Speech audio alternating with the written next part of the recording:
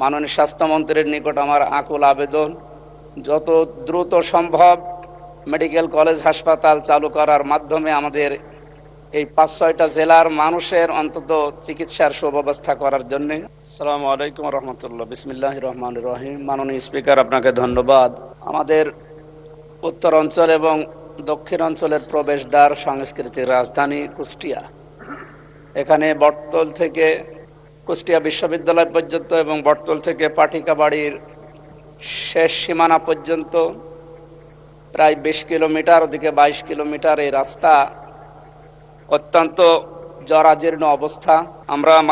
আমি মাননীয় মন্ত্রী, সড়ক পরিবহন মন্ত্রীর নিকট আবেদন রাখছি, আমাদের এই দুইটা রাস্তা, বিশেষ করে ৪২ কিলোমিটার, এই লক্ষ লক্ষ মানুষের যাতায়াতের ব্যবস্থা করার জন্য দুইটা রাস্তা চওড়াকরণ এবং মাঝখানে আইল্যান্ড দেওয়ার জন্যে মাননীয় সড়ক পরিবহন এবং সেতু মন্ত্রীর নিকট জোর দাবি জানাচ্ছি।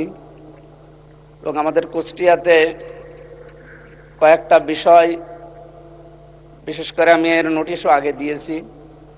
মেডিকেল কলেজ হাসপাতাল, এটা ২০১১ সালের ৯ অক্টোবর থেকে আরম্ভ হয়ে ২০২৬ সাল পর্যন্ত এখনও কোনো অগ্রগতি নেই। পড়ে আছে প্রায় ১০০ কোটির উপরে সম্পদ, টাকার মেশিনপত্র পড়ে আছে।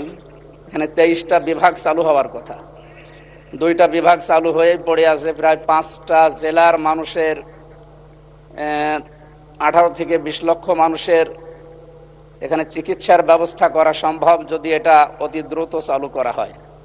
মাননীয় স্বাস্থ্যমন্ত্রীর নিকট আমার আকুল আবেদন, যত দ্রুত সম্ভব মেডিকেল কলেজ হাসপাতাল চালু করার মাধ্যমে আমাদের এই 5-6টা জেলার মানুষের অন্তত চিকিৎসার সুব্যবস্থা করার জন্য আহ্বান জানাচ্ছি।